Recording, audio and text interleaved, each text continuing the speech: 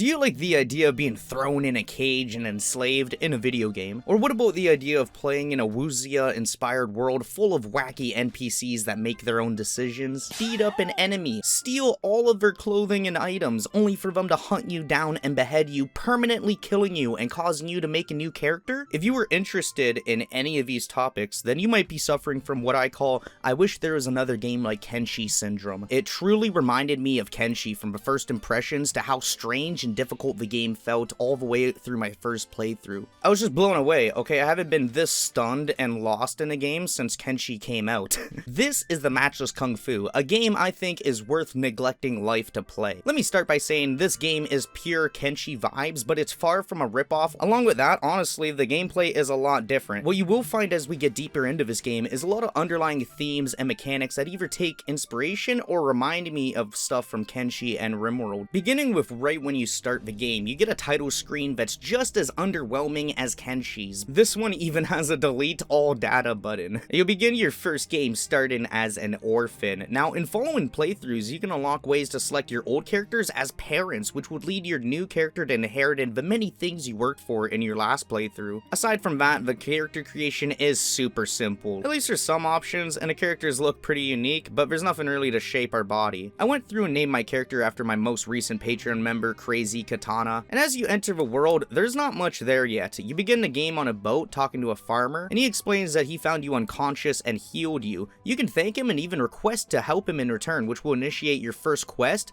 but if you tell him to hand over his money, he becomes shocked that he helped a mob boss, so he proceeds to fight you. The fighting in this game is the major standout difference, and I love it. You're looking at a completely different gameplay style than Kenshi or any other game you've seen. When you start out, you basically know no moves and you're a really bad fighter. On top of that, it did take me a few hours to really understand how this gameplay mechanic works with the battling. It looks like an Osu mechanic, like you gotta do it fast, but it's pretty chill. It's turn-based and it allows you to plan your moves. You have different groups like fist, palm, foot, weapon, and side weapon. Each one counters a different one, and using them in battle will unlock stronger moves, which you can use to instantly cast to deal massive damage. If you have a teammate or a friend nearby, they'll even join you for the fight, but along with enemies, I mean, you can easily get ganged up on and taken down in this game, which often leads to the enemy stripping you of all your items. Now, before I get too deep into combat, let me talk about NPCs, like the bandits in the game. They are actual scumbags. If you make a lot of money, you'll start to notice there'll be NPCs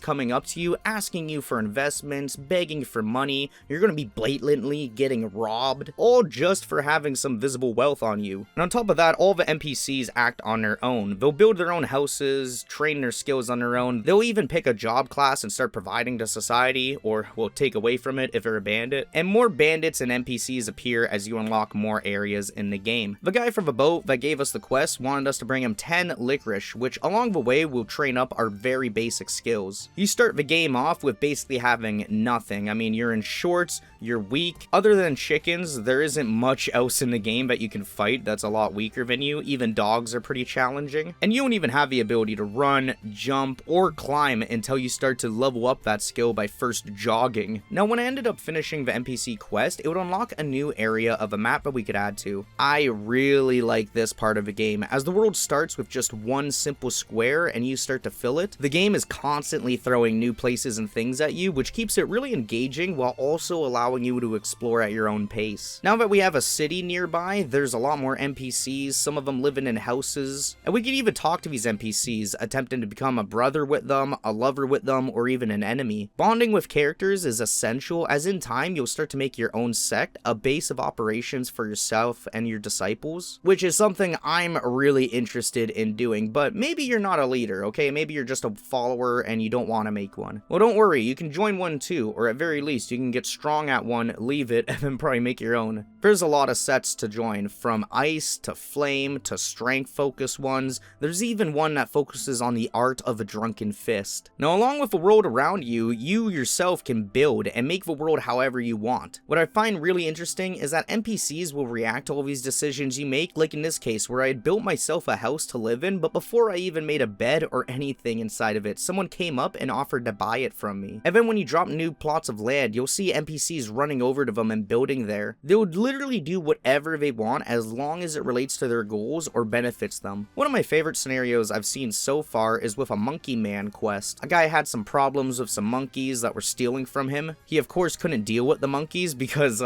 literally it said the monkeys taught themselves kung fu. Like, isn't that terrifying? I'd be pretty freaked out too. So I, the kung fu master, go over and start martial arts battling monkeys, and the monkeys would gain a positive relationship towards us because we beat them in battle, so they kind of respected us and they were scared. You have to grab some monkey wine and then bring it back to the man, and then you have option to either sell it to him, which he'll buy it for a pretty low price and then get drunk. But if you explain to him the monkeys must have been stealing so they could make the wine, the man states he regrets being aggressive towards them and decides to go build a new house to live with the monkeys. I really loved my first playthrough. Lasting about 8 days in game, I was able to do so much but still so little in comparison to what the game offers. I was doing really well too. I mean, I had money, I had houses, I was getting stronger, but I made one grave mistake. Early on in my playthrough, I had to go to a bandit's camp, so I decided to hire some help. Thank the Lord I did, because this was a back and forth battle where they were putting me in a cage. My teammate was getting knocked out. I'd go back into the battle and knock the bandit out. I would rob the bandit of his gear, and I destroyed some of his kung fu skills, which caused him to hate me. A few days later in game, I was riding my horse I bought for 800 gold coins, just living it up, testing out the horse, but this guy found me and started fighting me. I had a crazy close battle, and I even had some assistance from my horse, of course, but it was not close enough. And while I figured he'd just loot my body and take back his gear, he actually took my head and killed my character, which leads me to having to make a new character who starts in that same world. I mean, to be fair, I could have reloaded a save, but you know what I mean? It was really cool. The world can go in many directions, as you could throw people in cages, literally kill them by beheading them, attempt to get stronger and enhance your combat abilities, become a store owner, sell items out of your house. There are a lot of game mechanics and things to explore and discover in this game. I feel like the NPCs are a really big step up. While they are still pretty simple, I really like how they play. Everything I've talked about in total, that's why I think if you've played games like Kenshi or RimWorld and you enjoyed them,